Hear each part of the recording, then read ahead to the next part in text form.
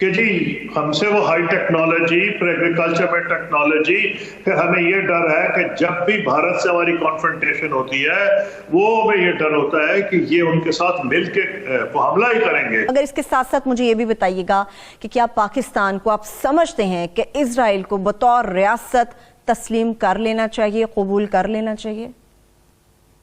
देखिए, इनका एक ही जवाब है। पहली बात यह है कि फायदा तो उस वक्त भी था पाकिस्तान को, मैंने आपको बता दिया है कि जी हमसे वो हाई टेक्नोलॉजी, फिर एग्रीकल्चर में टेक्नोलॉजी, फिर हमें ये डर है कि जब भी भारत से हमारी कॉन्फ्रंटेशन होती है वो हमें ये डर होता है कि ये उनके साथ मिलके वो हमला ही करेंगे। बल्कि मैं अभी फॉरेन मिनिस्टर नहीं था तो मुझे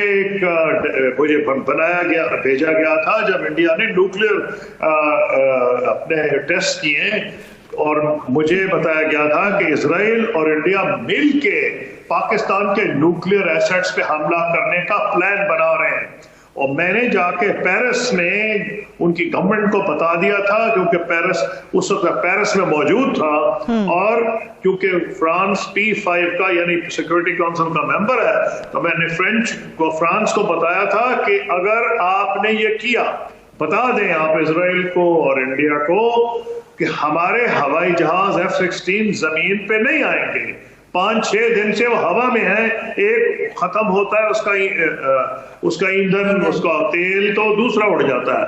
हम भी ट्रम्बे पे जो उनका न्यूक्लियर उनकी फैसिलिटीज है, अगर उन्होंने कहूटा पे हमला किया तो हम ट्रम्बे पे हमला करेंगे। तो मकसद ये था कि इजराइल इंडिया का एक पार्टनर भी बन सकता है, तो उसको न्यूट्रलाइज भी किया जा सकता है, लेकिन कोई काम नहीं हो सकता। मैं आपको एग्जांपल बताता हूं, जब कश्मीर के ऊपर हम हिंदुस्तान से बैक चैनल पे बातचीत कर रहे थे जिसमें इतनी प्रोग्रेस हुई थी कि मसला कश्मीर के हल के करीब थे, उस वक्त मैंने 3 साल पब्लिक ओपिनियन को सेंसिटाइज किया, क्योंकि डर ये था कि अगर आनन फानन हमने ऐलान कर दिया और लोगों को ना बताया तो पब्लिक शॉक में आएगी और रिजेक्ट कर देगी। आपसे आपके भी जाती हैसियत में बातचीत हुई है, मगर मैं इनकी गुफ्तगू से जितनी भी चीजें समझ सकी हूँ हारून साहब, उसमें तो तब भी फायदे की बात की जा रही थी। ऐसा महसूस होता है कि फायदा आज भी, अगर उसे एक रियासत के तौर पर तस्लीम करते हैं, ऑफर्स तो बहुत होंगी, तो पाकिस्तान ऐसी सूरत में क्या करेगा?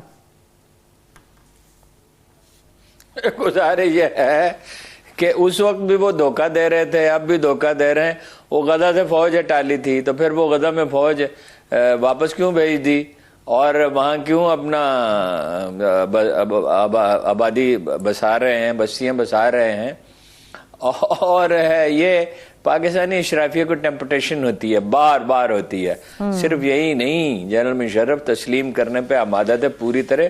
कसूरी साहब मोहतात आदमी हैं, जाहिर है वजीर खारजा रहे हैं, वैसे भी तबन भी मोहतात हैं, बातें उन्होंने बताई नहीं है। जनरल मुशर्रफ तस्लीम करने पे आमादा थे, वो गए, जो यहूदियों की सबसे बड़ी तंजीम है वहां पे, सहूनियों के, बल्कि अमेरिका में, उन्होंने जनरल मुशर्रफ को दावत दी, उन्होंने उससे खिताब किया, खड़े होकर वो बहुत देर तक स्टैंडिंग ओवेशन जिसे कहते हैं, तालियां बजाते रहे। उन्होंने उम्मीदें बांध रखी थी कि ये तस्लीम कर लेंगे, और जब यहाँ आए उन्होंने जायजा लिया, और कसूरी साहब फरमा रहे हैं इनका एक हुस्न ज़न है। अब उस पर क्या अर्ज करें कि सिविल गवर्नमेंट में उसमें शरीक थी। कौन सी सिविल गवर्नमेंट थी उस वक्त? कोई थी सिविल गवर्नमेंट? कौन था उस वक्त वजीर आजम, आपको याद है?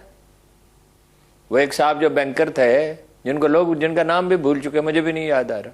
शौकत अजीज साहब की आप बात कर रहे हैं? और वो शौकत अजीज साहब, तो शौकत अजीज साहब सिविल गवर्नमेंट थे। शौकत अजीज साहब जो हैं, उनकी कोई नुमाइंदा हुकूमत थी। उससे पहले जफरुल्लाह खान जमाली थे, तो उनकी कोई सेहत ही हुकूमत में। उनकी दानाई का ये आलम था। इमरान खान साहब के लतीफ़े लोग सुनाते हैं कि वो गुजर रहे थे एक जगह से इस्लामाबाद में, तो वो ग्लोब लगा हुआ था वहाँ। ग्लोब आपको पता है ज़मीन जो है 45 की जाविये पर है, तो ग्लोब भी 45 के जाविये पर हमेशा होता है। तो उन्होंने कहा इसको सीधा करो, ये क्या मजाक है? ठीक है, उसको सीधा कर दिया गया और अभी तक सीधा है अल्लाह के फजल करम से। और किसी ने कहा 2 कौमी नजरिया, तो उन्होंने कहा कोई 2 कौमी नजरिया नहीं, कौम एक होती है, कोई 2 कौमी का नजरिया नहीं। ये 2 हमारे वज़ीर आज़म थे। सिविल गवर्नमेंट का कोई रोल नहीं था। कसूरी साहब के बारे में हम ये कह सकते हैं कि वो एक ऑनेस्ट आदमी है, उनका बैकग्राउंड ऐसा है, उनके वालिद साहब भी ऐसे ही थे, साफ सुथरे आदमी थे। लेकिन ये तो खुशफहमी है ना कि हम उन्हें तस्लीम कर लेते, हमें बड़ी टेक्नोलॉजी वो दे देते। वो पर टेक्नोलॉजी कल भी अर्ज किया था, एब्जॉर्ब करने की सलाहियत कहाँ 16वीं 17वीं सदी की है, और वो टेक्नोलॉजी दुनिया में और कहीं से नहीं मिल सकती। और न्यूट्रलाइज वो कहते हो जाते, न्यूट्रलाइज कैसे हो जाते हैं? अमेरिका के साथ हमारे ताल्लुकात बिल्कुल ठीक है ना, अमेरिका के साथ हमारे ताल्लुकात ठीक है ना। यही इसराइल के साथ ज्यादा से ज्यादा क्या ताल्लुकात हो सकते हैं जो अमेरिका के साथ हैं? तो अमेरिकी अंधे हैं, उन्हें नजर नहीं आता 60 या 66 टेररिस्ट के कैंप हैं अफगानिस्तान में। अमेरिकियों ने कभी उसको रोकने की कोशिश की? वहां से जो टेररिस्ट आते हैं अफगानिस्तान से, कभी उन्होंने यानी बराए नाम भी, बराए वजन बैत जिसे कहते हैं, उन्हें नहीं अफगानियों को मना किया। ज़ाहिर अफगानिस्तान के अवाम तो हमारे खिलाफ नहीं है, उन्होंने अशरफ गनी की इंतजामिया को कभी से मना किया? NDS की और रा की जो कोलैबोरेशन है